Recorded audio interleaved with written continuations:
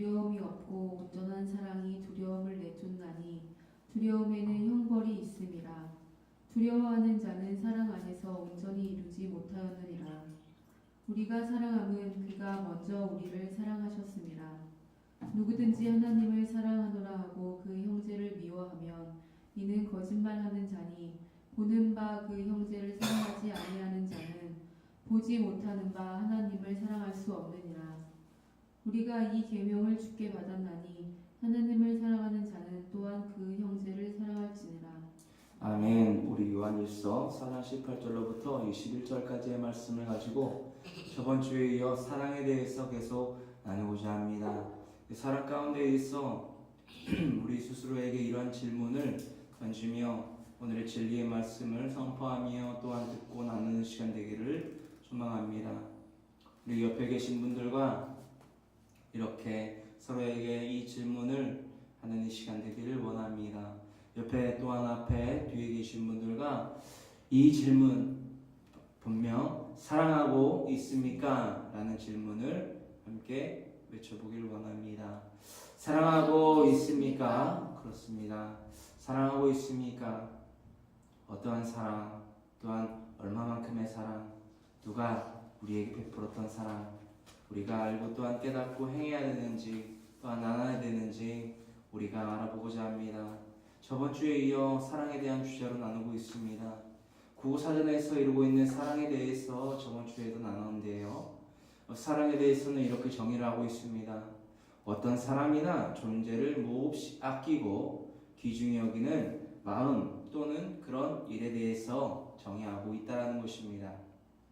우리가 사전적으로 의미하고 있는 이 사랑에 대한 명사, 어떤 사람이나 존재를 몹시 아끼고 귀중히 여기는 마음 또는 그런 일에 대해서 이 성경 가운데에서 또한 우리의 삶 가운데에서 또한 우리 성서 역사적으로 어떠한 사실들이 어떠한 사랑이 우리에게 확증되었고 우리가 그러므로 말미암아 어떠한 사랑을 깨닫고 행해야 되는지 우리가 계속해서 알아보고자 합니다. 사랑하고 있습니까? 라는 질문 가운데에 가장 첫 번째 이 대상을 놓고 우리가 이 질문을 던져보기를 원합니다. 첫 번째, 예수님처럼 사랑하고 있습니까? 라는 질문입니다. 네, 맞습니다. 우리가 로마서 5장 8절을 통하여 우리가 더해진 그 하나님께서 우리를 사랑하신 그 확증, 바로 예수 그리스도를 통한 하나님의 사랑의 확증, 바로 그 주인공 되신 예수님처럼 우리가 사랑하고 있냐라는 질문을 우리에게 가장 첫 번째로 던지고자 합니다. 요한일서 4장 18절로부터 21절 가운데에 그 본문 말씀 이렇게 기록되어 있습니다. 다 같이 함께 봉독합니다. 사랑 안에는 두려움이 없고 온전한 사랑이 두려움을 내쫓나니 두려움에는 형벌이 있음이라. 두려워하는 자는 사랑 안에서 온전히 이루지 못하였느니라.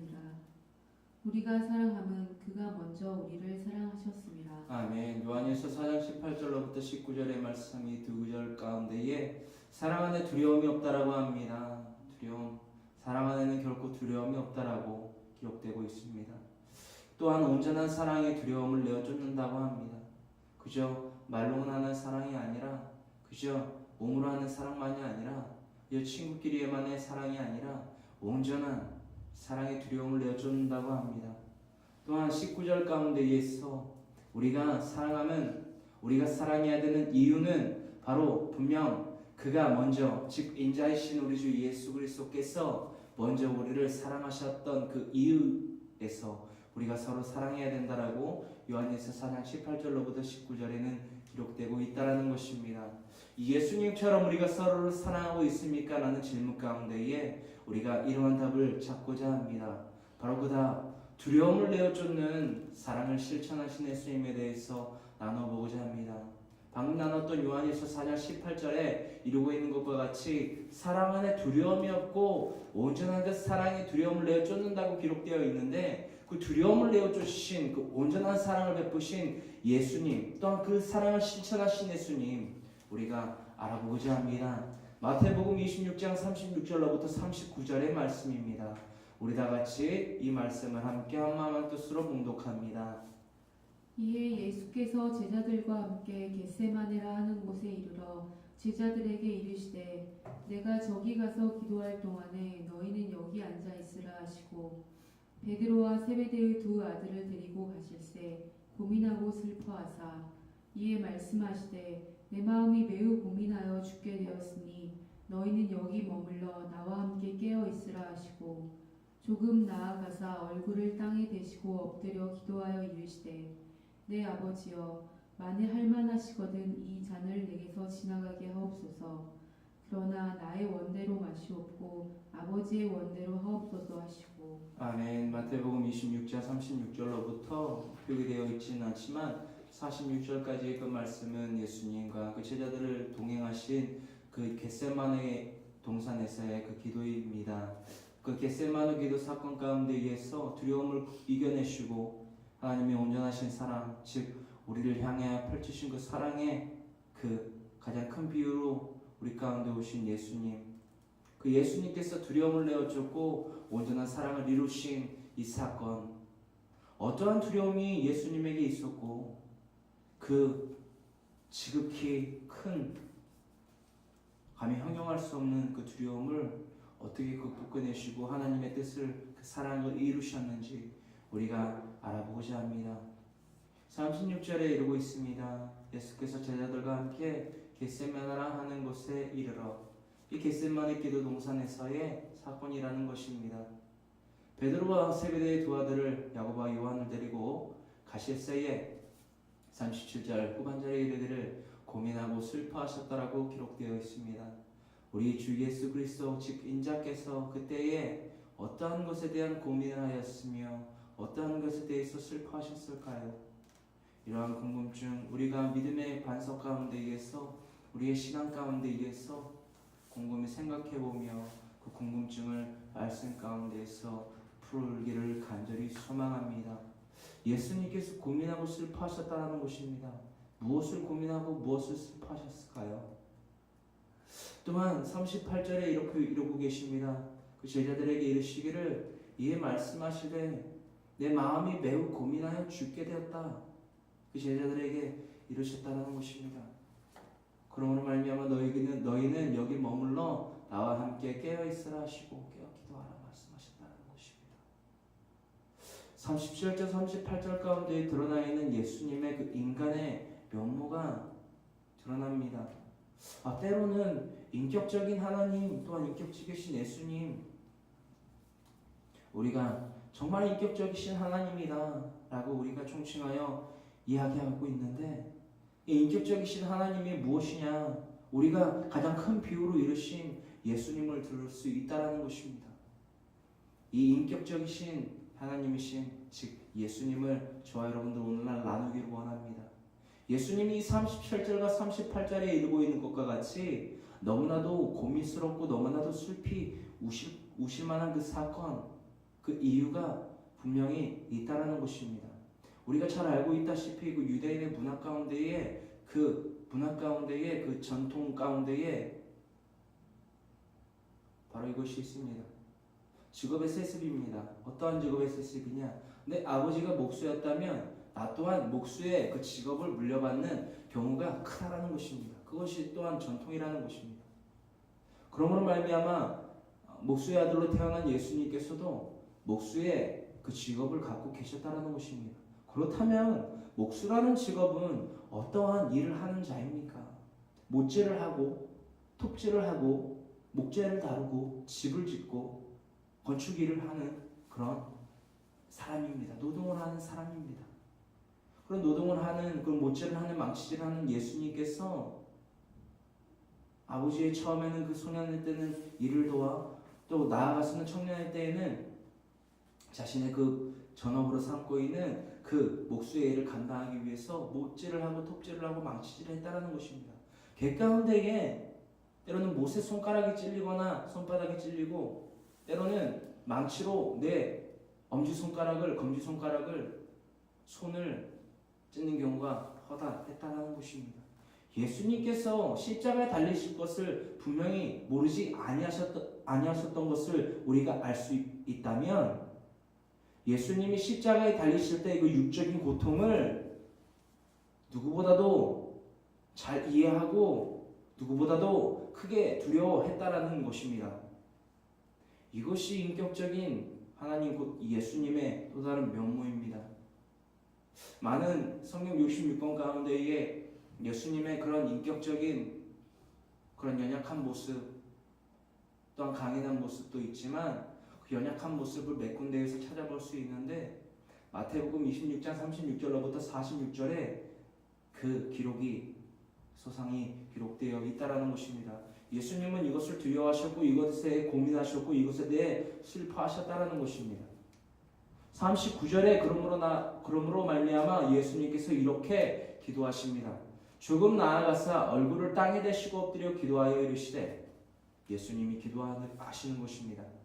그 두려움을 극복하기 위해서 기도를 드리신다라는 것입니다. 내 아버지여 즉 하나님께 기도 드리시는 겁니다. 만일 할만하시거든 이 잔을 내게서 지나가게 하옵소서. 이를 풀어서 여러분들과 나누고자 한다면 하나님이시여 내가 죽게 되었습니다. 내가 죽게 되었습니다. 내가 죽을 수밖에 없습니다. 너무 두렵습니다. 내가 못에 찔리는 고통이 망치에 내 손을 찢는 고통이 게다가 내 발이 포개어져 그 십자가에 못 박히는 고통을 누구보다도 잘 알고 있습니다. 왜냐? 내가 손에 못을 찔려봤고 망치로 내 손을 찧어봤고 그러므로 말미암아 그 고통이 얼마나 참담한지 내가 잘 알고 있습니다. 그래서 너무 두렵습니다. 그래서 하나님께 부탁합니다. 하나님의 뜻을 내가 알지만 정말 하실 수 있거든, 가능하시거든 내가 십자가에 달리지 않게 하여 도와주시옵소서 라고 기도드리셨다는 것입니다. 이것은 제 말이 아닌 예수님께서 겟세마네 기도 가운데 있어 말씀하신 또한 기록되어 있는 사건이라는 것입니다. 더불어 지나가게 하옵소서. 그러나 예수님께서 이렇게 자신의 두려움을 극복하십니다. 그 두려움을 극복하는 데서 그치지 않고 하나님께서 우리를 사랑하시는 그 확증을, 그 도구를 예수 그리스도 즉 자신 그 인자이신 예수님이 분명히 감당해야만 한다는 것을 실현하셨고 우리에게 확증하셨다는 것입니다. 그래서 이렇게 기도하십니다. 나의 원대로 마시옵고 아버지 즉 하나님의 원대로 하옵소서 하시고 또한 제자들에게 이르십니다. 1시간씩 3번 기도 드리셨던 그 겟세마네 기도 가운데에서 제자들은 계속해서 예수님을 위하여 기도하지 않고 지금 이때에 대해서 기도하지 않고 계속해서 그 자리에 머물러 자고 있다는 것입니다. 예수님이 말씀하십니다. 깨어 기도하라. 그 이유인즉슨 마음에는 원이로되 육신이 약하도다. 하나님의 뜻을 이루기엔 내 육체가 너무 약하다라는 것입니다. 예수님께서 그것을 보여주셨다라는 것입니다. 39절에 예수님께서 다만 나의 원대로 마시옵고 아버지 원대로 하시옵소서라고 그 기도를 마침하셨던 그 이유가 분명한 목적이 여기에 있다라는 것입니다. 제자들에게 이르셨다라는 것입니다. 깨어 기도하라. 왜냐? 마음에는 원하지만 육신이 약함으로 말미암아 내가 하나님의 뜻을 이루려고 그 마음은 너무나도 크고 원대하게 갖고 있지만 분명히 이루어야 될 것을 내가 알지만 내 육신이 그것을 감당하기에는 불가능하다라는 것입니다. 그래서 깨어 기도하라는 것입니다. 예수님이 이런 두려움을 하나님께 드리는 그 기도 가운데에서 그 기도로서 물리치시고 우리에 대한 하나님의 사랑을 확증하신 것을 우리가 분명히 잊지 아니하기를 간절히 소망합니다. 이 두려움을 극복한 예수님의 사랑 우리가 실천하고 인연하는 것입니다. 이전과는 다른 예수님처럼 사랑하는 저와 여러분들이 되기를 간절히 소망합니다. 아멘. 또한 더불어 예수님께서 가르치신 계산 없는 사랑에 대해서 알아보고자 합니다. 예수님께서 가르치신 계산 없는 사랑 계산이 없다. 여러분들에게 이 한마디의 말을 전하고 계속 하나님의 그 진리의 말씀을 나누려 합니다. 사람이 사람에게 왜 화를 내는 줄 여러분들은 잘 알고 계십니까? 사람이 사람에게 화를 내는 이유는 너무나도 분명하고 너무나도 때로는 간단합니다. 그 이유는 사람에 대한 기대와 소망과 희망과 바람이 있기 때문입니다. 사람은 마태복음 26장 39절에 이루고 있는 것과 같이 사람의 그 육체를 입고 있는 사람은 결코 누구의 기대를 소망을 채워줄 수 있는 존재가 아닙니다. 예수님께서도 그렇게 말씀하지 않으셨습니까? 마음에는 원이로되 육신이 약하도다. 내가 여러분들을 사랑하고 싶지만 내 육체적으로 여러분들을 사랑하는 데는 한계가 있다는 것입니다. 무리함이 있다는 것입니다. 아니 어쩌면 외식적인 그런 필레오적인 사랑이 될 수 있다는 것입니다. 때로는 남성과 여성 즉 이성 간의 에로스적인 사랑밖에 될 수 없다는 것입니다. 이것이 우리가 알고 있던 사랑과 성경에서 말하는 그 사랑, 또한 더불어 지금 나누고 있는 예수님이 우리에게 더하신 확증하신 사랑의 그 다름입니다. 그 구별됨입니다. 이 구별됨을 모르고 사랑이라는 단어를 여지까지 사용하고 또한 써왔다면 이전과는 다르게 앞으로는 달라지기를 간절히 소망합니다. 계속해서 나눕니다. 예수님께서 우리에게 가르치신 계산 없는 사랑에 대해서 나누고자 합니다. 마태복음 5장 46절에 이렇게 우리에게 일러주고 계십니다. 우리 다 같이 마태복음 5장 46절을 함께 한마음 한뜻으로 봉독하기를 원합니다. 너희가 너희를 사랑하는 자를 사랑하며 무슨 상이 있으리요? 세리도 이같이 아니하느냐? 아멘. 너희가 너희를 사랑하는 자를 사랑하면 무슨 상이 있으리요? 원수를 사랑하고 너희를 박해하는 자를 위하여 기도하라 말씀하신 예수님께서 이렇게 더불어 이르십니다. 너희가 너희를 사랑하는 누군가를 그 대상만을 사랑하면 무슨 상이 너에게 있겠느냐라고 말씀하시는 것입니다. 후반절에 이르기를 명확한 일침을 그 쇠창을 우리에게 던지십니다. 뭐라 이르셨느냐? 세리도 이같이 아니하느냐? 세리가 무엇입니까? 돈을 환전하고 세워주고 그 세금을 받고 그 육적인 것에 능통한 즉 가인과 같은 이삭과 같은 둘에 익숙한 이 세상에 익숙한 계산에 익숙한 그런 인물이 아닙니까? 그런 캐릭터가 아닙니까? 저와 여러분들은 예수님과 같은 사랑을 서로에게 실천하고 있습니까? 아니면 세리와 같이 계산에 의한 기브앤테이크적인 그런 사랑을 하고 있느냐라는 겁니다. 착각 속에서 빠져나오는 이 시간 되기를 원합니다. 어떤 착각이느냐? 기브앤테이크가 절대 될 수가 없습니다. 왜냐? 예수님께서 그것을 보여주셨다는 것입니다. 예수님께서 확증하신 것은 사랑뿐만이 아닙니다. 마음에는 원이지만 육신이 약한 것을, 즉 육신의 몸은 한정이 있고 불가능하다는 것을 일깨워 주셨다는 것입니다. 어떠한 불가능이냐? 육신이 하는 사랑은 제한적이며 불가능하다. 어떠한 것이 불가능하냐? 원수를 사랑하는 것이 불가능하며 너희를 박해하는 자를 위하여 기도하는 것이 불가능하다라는 것입니다. 할렐루야. 저와 여러분들은 원수를 사랑할 수 있습니까? 예수님이 사랑하셨던 그 원수를 사랑할 수 있습니까? 저와 오늘날의 여러분들의 그 심령 가운데에 그 믿음의 반석 가운데에 이 질문이 커다란 쇠창으로 박혀야만 됩니다.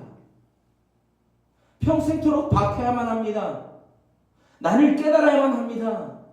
나의 무지함과 나의 무능함을 인정하고 오로지 성령님을 그 보혜사 성령님을 인정하고 환영하고 모셔드릴 때에 예수님의 그 사랑이, 그 십자가의 달리심이 장사한 지 사흘 만에 부활하심으로 말미암아 제자들에게 그 마지막으로 이르셨던 그 말씀, 볼지어다 내가 세상 끝날까지 너희와 항상 함께 있을지어다 하시니라. 그 말씀이 믿어지는 것입니다. 자, 저와 여러분들 예수님과 같은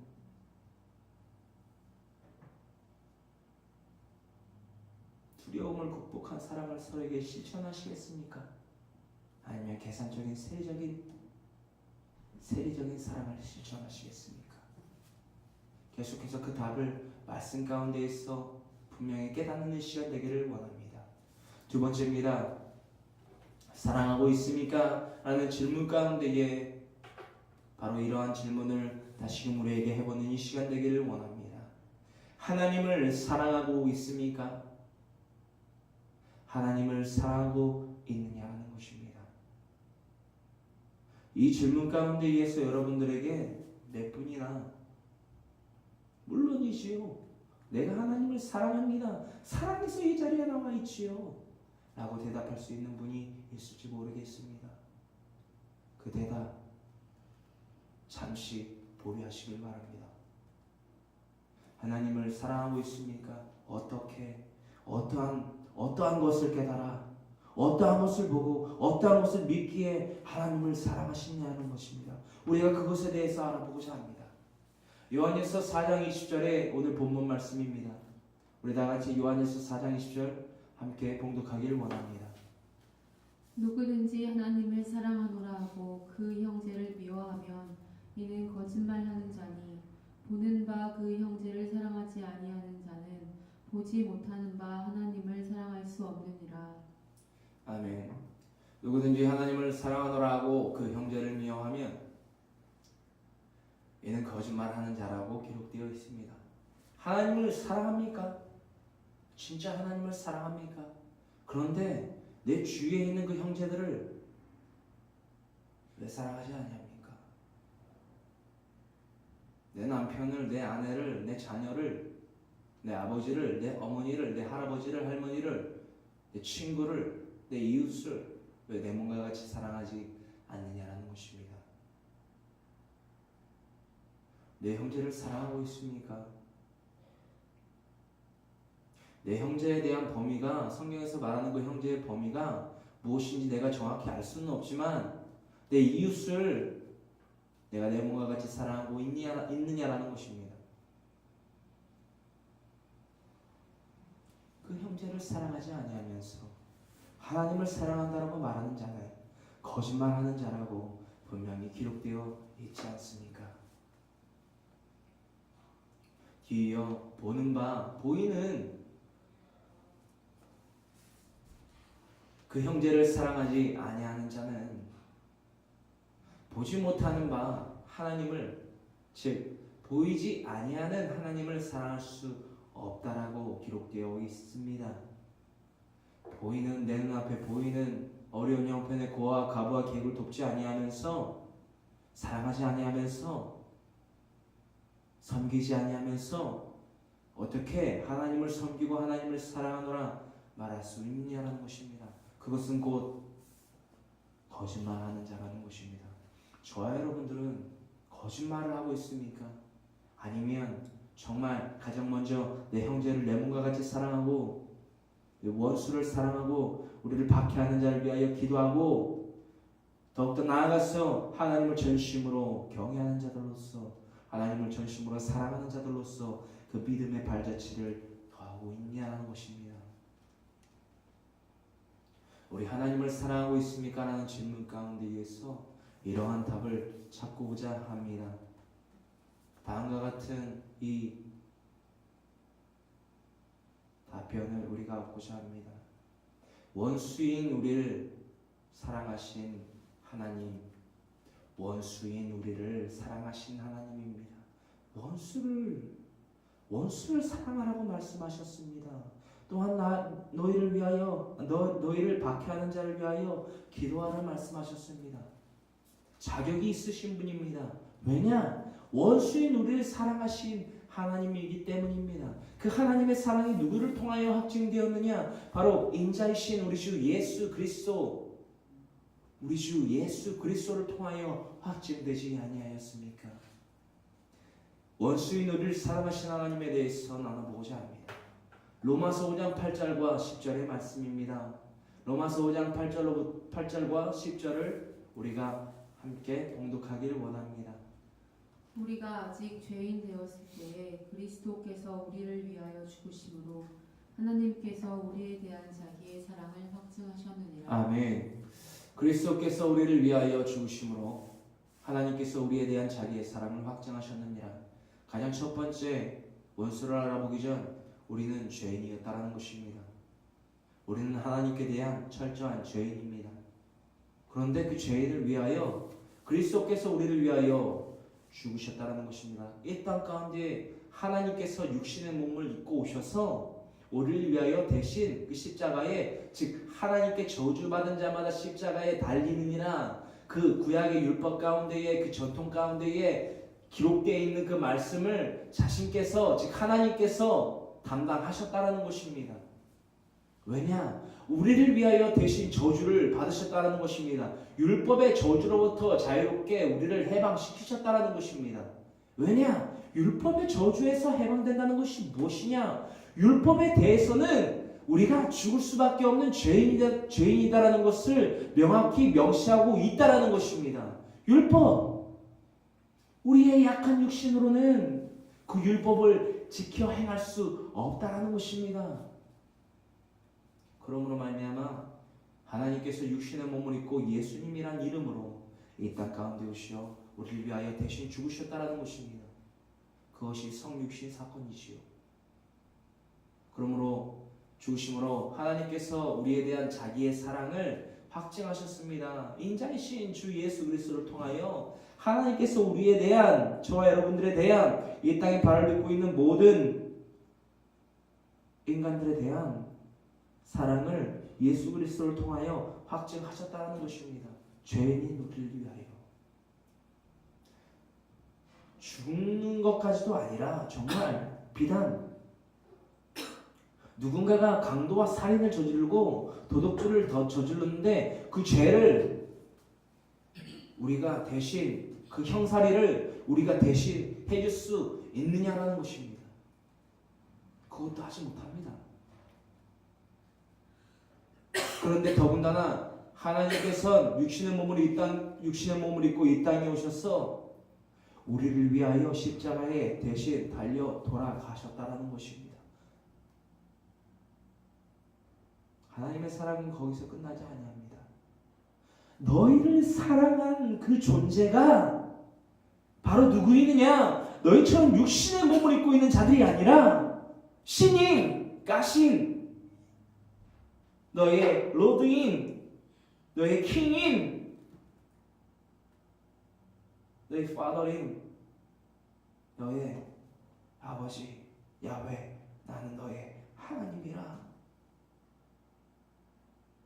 확증시키셨다는 것입니다. 이것이 장사한 지 사흘 만에 부활하신 그 사건, 또한 그 마지막 날까지 너희와 항상 함께 있으리라 말씀하신 그 보혜사 성령님을 우리에게 보내신 그 사건, 그것이 바로 하나님의 사랑의 확증입니다. 죄인인 우리를 사랑하신 하나님. 또 로마서 5장 10절에는 이렇게 이르고 있지요. 원수인 우리를 위하여 그 사랑을 베푸신 하나님. 우리가 다 같이 로마서 5장 10절의 말씀을 함께 한마음 한뜻으로 봉독해 보길 원합니다. 곧 우리가 원수였을 때에 그의 아들의 죽으심으로 말미암아 하나님과 화목하게 되었은즉. 아멘. 곧 우리가 원수 되었을 때에 누구와 원수가 되었느냐? 죄와 그 사망으로부터 말미암는 그 저주, 또한 그 화목함에서 그 관계가 와해돼버린 그 저주받은, 그러므로 말미암아 하나님과 그 관계가 원수가 돼버린 우리를 위하여 그의 아들의 죽으심이 분명히 행해져야만 했다라는 것입니다. 그것이 하나님께서 우리에게 베푸신 사랑에 대한 확증이었다라는 것입니다. 가장 큰 비유로 어떤 말로 이루고 어떤 사사들을 통해서 이루고 어떠한 선지자들을 통해서 회개하고 하나님의 사랑을 인침받으라는 것을 우리가 뿌리치고 어떻게 언제 하나님이 우리를 사랑하셨습니까? 라고 되려 반박하는 그 백성들에게 정죄와 심판이 아닌 그 정죄와 심판으로부터 사랑으로 자유롭게 하시는 그 사랑을 베푸셨다는 것입니다.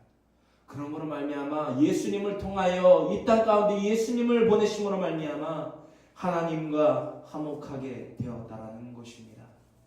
하나님과 화목하게 되었다. 예수님을 믿음으로 말미암아 예수님께서 이 땅 가운데 오셔서 마태복음 26장 36절로부터 46절에 이루고 있는 것과 같이 그 사랑에 대한 확증, 그 두려움을 극복하면서까지 하나님의 원인, 그 뜻인 우리에 대한 하나님의 사랑을 확증하시려 그 기도로서 그 두려움을 극복해내시며 실천하신 그 사랑으로 말미암아 원수인 우리를 사랑하고 또한 그 저주받은 자에서 또한 원수되었던 자에서 하나님과 화목하게 하신 주 예수 그리스도의 사랑 또한 그 예수 그리스도를 통한 하나님의 사랑 우리가 영영 잊지 아니하기를 간절히 소망합니다. 아멘. 세 번째입니다. 우리 다음과 같은 질문을 우리 모두에게 던지기를 원합니다. 형제를 사랑하고 있습니까? 형제를 사랑하고 있냐라는 것입니다. 형제, 우리가 두 번째 나누었던 것 같이 하나님께서 베푸신 우리에 대한 사랑 또한 형제를 사랑하라고 요한일서 4장 20절로부터 기록되어 있는데 그 형제의 그 범주가 무엇이고 그 형제를 어떻게 사랑해야 되며 또한 그 형제를 사랑하셨던 예수님 그 하나님 그 존재를 우리가 동시에 알아보기를 원합니다. 요한일서 4장 21절의 말씀입니다.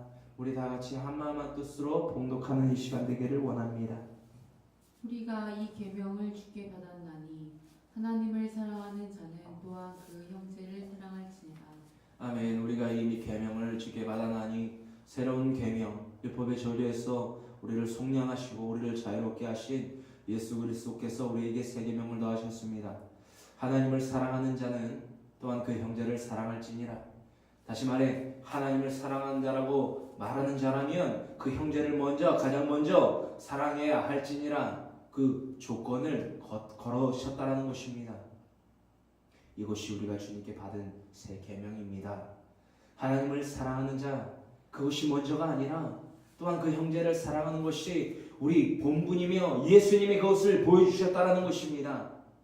예수님이 온전한 그 사랑을 이루려 그 두려움을 극복하셨듯 저희도 우리 모든 필요한 교회 성도 여러분들도 예수님과 같이 말씀과 기도로 거룩하여지며 또한 나누었던 겟세마네 기도에서처럼 마음에는 원이로되 육신이 약한 것을 인정하며 예수님께서도 인정하시며 꿇어 엎드려 머리를 땅에 찧어가시며 드리셨던 그 기도를 우리가 깨달았을 때에 우리가 아직까지 내 형제를 사랑하지 못하고 있다면 예수님과 같이 온전한 사랑을 더하여 주시옵소서라고 온전한 사랑을 베풀게 하여 도와주시옵소서라고 철저히 기도하는 저와 여러분들 되기를 소망합니다.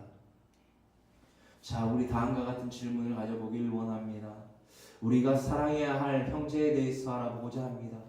우리가 사랑해야 할 형제를 사랑하고 또한 하나님을 사랑해야 된다라고 했는데 그 우리가 사랑해야 할 형제에 대한 범주는 무엇이며 그 사랑해야 할 형제에 대한 정의는 무엇인지 예수님께서 우리에게 이르신 형제의 정의에 대해서 알아보고자 합니다. 마가복음 3장 35절에 이르고 있습니다. 우리 다 같이 예수님께서 이르신 그 형제에 대한 범주 우리가 함께 나눠보고자 합니다. 누구든지 하나님의 뜻대로 행하는 자가 내 형제요 자매요 어머니이니라. 아멘. 예수님이 그 제자들에게 손을 내미시며 이렇게 이르십니다. 한 사람이 일렀습니다. 예수님의 형제가 여기 있다고. 예수님의 어머니가 여기 있다고. 예수님이 이르십니다. 육으로 정하는 것이 아니라 영으로 즉 하늘의 것으로 이렇게 그리스도인의 삶 가운데 있어 형제요 자매요 어머니가 누구인지를 분명히 일러주셨다는 것입니다. 그 형제의 범주가 그 범위가 그 정의가 무엇이냐 35절에 이르시기를 누구든지 그 어떠한 이든지 형제라면 하나님의 뜻대로 행하는 자가 내 형제라는 것입니다. 또한 자매라는 것입니다. 또한 어머니라는 것입니다. 사랑하는 필요한 교회 성도 여러분, 우리는 예수님의 즉 인자이신 우리 주 예수 그리스도의 형제입니까? 자매입니까? 어머니입니까? 우리가 정녕 예수님의 형제가 맞습니까? 예수님은 우리에게 이 형제에 대한 범주를 정의함을 이렇게 일러주고 계신다라는 것입니다. 하나님의 뜻대로 행하는 자가 내 형제요 자매요 어머니라 말씀하셨다는 것입니다.